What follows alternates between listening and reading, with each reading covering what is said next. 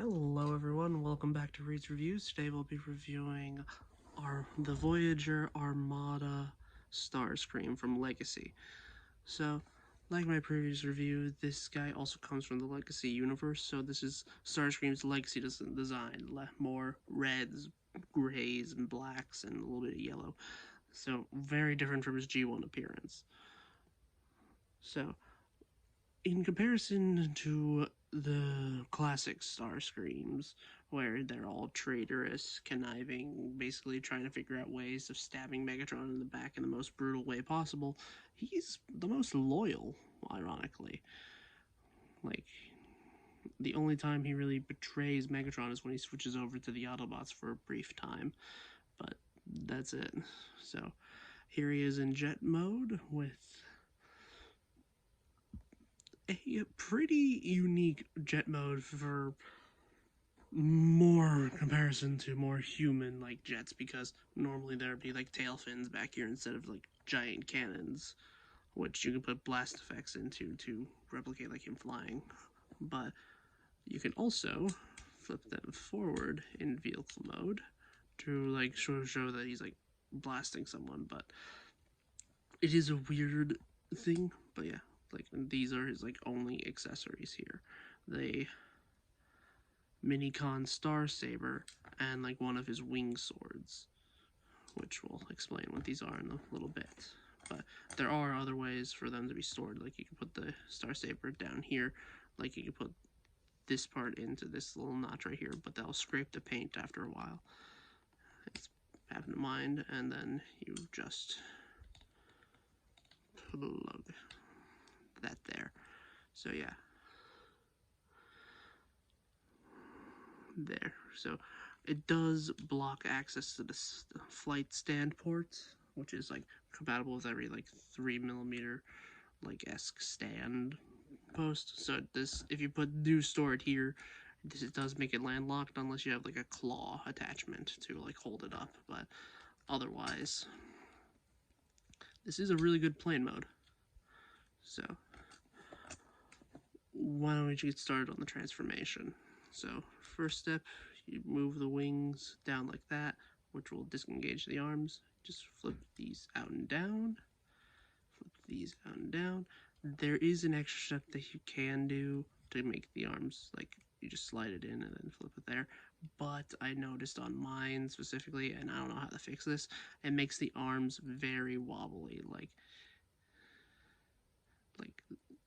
so I just tend to leave it in the outward position. It does make it look a little awkward, but I've honestly grown used to it over the time. So just flip out these here, because they just tap in, like they tap in like that, and then you just, and then unfold the legs. So yeah, like the feet go in right there, and then you just untap them, swivel it around, and then flip this part in. Do the same on the other side.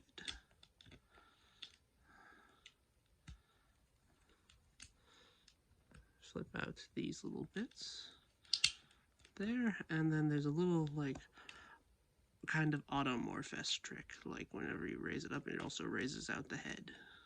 And then bring down the chest, flip those to the sides, make sure his wings are into the back, and then if you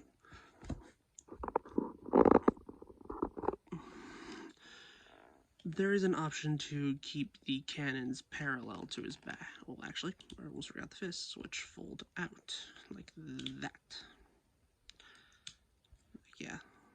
And also the arms become the intakes engines, and on the original toy they would just stick out like that. So the fact, well obviously minus the hand, but they would just stick out like and look like obvious arms. So yeah, and then optional bit if you want to keep the cone look like this, sort of like his classic like Armada look. But you can also flip that up and then flip these down onto his back, so if you just want a more traditional-esque Starscream kind of look. So yeah, here is Armada Starscream in his robot mode, and this was actually the first Armada figure that was revealed / leaked. So, So before we got like Armada Prime, before we got the Armada Megatron and the Armada Hotshot, this was the first one that we got in Legacy. And honestly, I think it's really good. People do give it slack over the fact that, oh, where's its minicon ports back here? Where's its, why can't the wing turn into the sword here? Because that was an original gimmick on the original toy where you can just take like this wing and it folds out into what would be essentially a sword. And you can replicate that here. You just do that. Boom. Like, you can either do that or just take it off of its mushroom peg, which is right here. But that would wear down that peg's stability over time, so I wouldn't recommend doing that. So yeah, if you wanted to replicate the one-winged look when he takes out the sword, but so there you go. And like, people were also mad over the fact that there wasn't that much paint to this guy, saying that the paint budget was misallocated or something, like they're missing paint apps. Like, I don't honestly care about that. This fits the original design perfectly in my eyes. And honestly, I say this is a good update because originally you could only really move the shoulders and arms like forward-ish. Like, there wasn't any elbows, you couldn't move the arms out, there's no, like, you couldn't even, like, this is how, like, the head was stuck. It was just, like, stuck facing forward. You couldn't even move the legs and such. But yeah, like, let me quickly go over his articulation. He does have a ball joint at the head where he can, well, if you move these out of the way, you can essentially make him look side to side. And he does have great, like, articulation, like, with the ball joint being at the back of the head, essentially allowing him to, like, look up, especially during, like, flying poses, that if you have him in them. So yeah, the wings are on hinges. They do go forwards and back, and they do rotate as much as they can. The arms can't go through full 360, and they can go out. And as I said earlier, you can't, like, this is the proper transformation for it, but the arms are a bit too loose and they're on a pin joint that I can't really fix without some, like, major, like, disassembly, and I do not have that skill, and I do not want to risk breaking this. So yeah, he does have a like, elbow, like, swivel up here, double jointed elbow, mostly because of transformation, and nothing at the wrists, but you can angle them down for, like, sword poses. He does have a limited waist swivel, mostly because it gets blocked by the cockpit here. He does have, legs can go back about that, can pretty much go back as far as, there's nothing blocking it. So yeah, and he does have over 90 degrees at the knee, and he does have, like, he can angle his feet back for flying poses, or, like, ankle tilt. So yeah. There.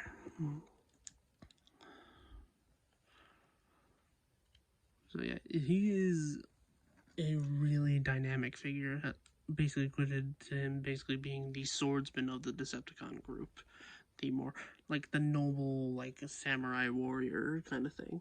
And it's also kind of fitting because in the show, he briefly held this, the Star Saber, which is made out of 3 minicons, like this base, like 1, 2, 3, like 2 minicons making the blade and the other making the hilt. This doesn't transform, it is just a molded piece with just blue paint up here, which makes sense because you can't really include a combining minicon team on a Voyager budget, which is why I have a feeling, like I said in my previous review, is that I'm pretty sure that they're planning on making minicon packs, which will probably include, like, the Star Saber team and, like, the other minicon, like, combiner weapons, like the Sky Boom Shield and the Requiem blasters, which is honestly going to be pretty cool to see once they get to it. But yeah, he does have ports on, like, his thighs, well, not his thighs, on his legs, on his arms. He's got one on his back right here, 2 on the wings, and 2 blast effect ports, and also ports on the feet. If you want to do, like, what they advertise as, like, weaponizing, which you take, like, one of the many, like, figures that can, like, split apart and have, like, 5mm pegs, and, like, just armor him up and all that fun stuff, which I think is pretty fun as a play pattern, but armoring up other figures with them is kind of awkward. So yeah, and in this mode you can do what his minicon gimmick was, which was essentially flipping over 2 cannons, which you can put blast effects into if you have them.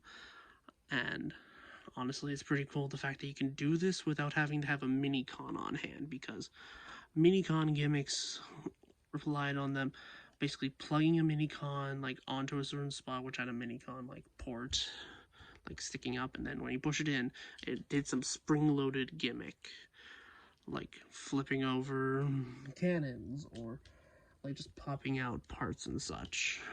Which honestly, I find it pretty nice the fact that they got rid of the spring-loaded gimmicks, because those can decay over time and break and basically just become this, which is just a lot easier to manage. So yeah, and also another thing that people have complained about incessantly, annoyingly, is the fact that this saber is too small. Honestly, I say it is fine for figures that are Voyager and Deluxes. If you put it in the hands of a leader class, like say for example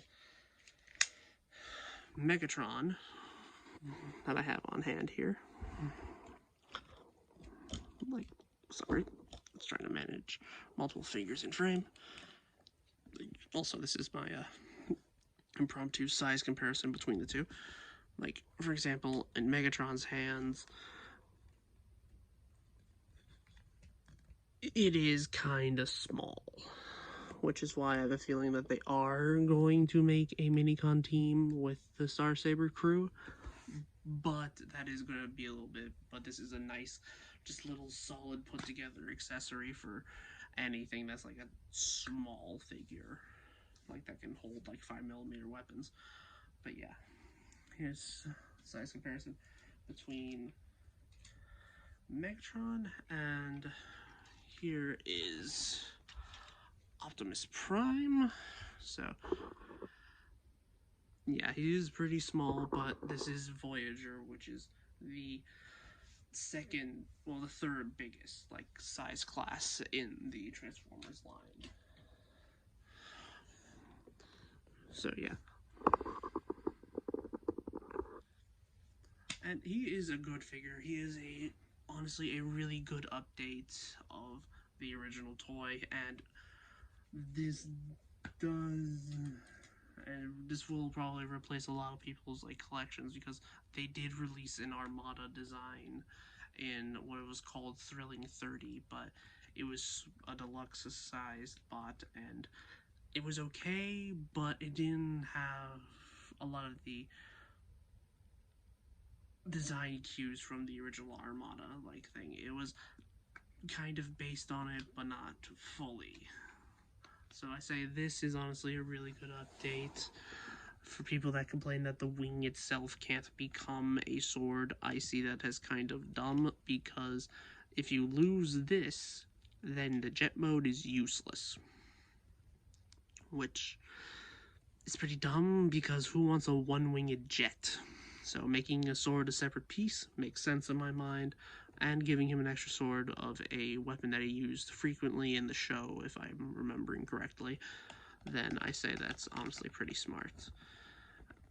And honestly, I am wondering when they'll do the repaints of this, because they did have a Skywarp and a Thundercracker as toy onlys, but I'm surprised that they haven't done anything with this mold since Legacy, since it's been like a year or so since this is released. So honestly, I still recommend getting this if you love Armada. So like that and like the rest of the Armada guys, because honestly they've been really good. So this has been Reed Reviews. I would like to give you. So give me a like, give me a follow, subscribe, share this with your friends. Thank you, and have a good rest of your day. This is Read Reviews, signing out. Good night.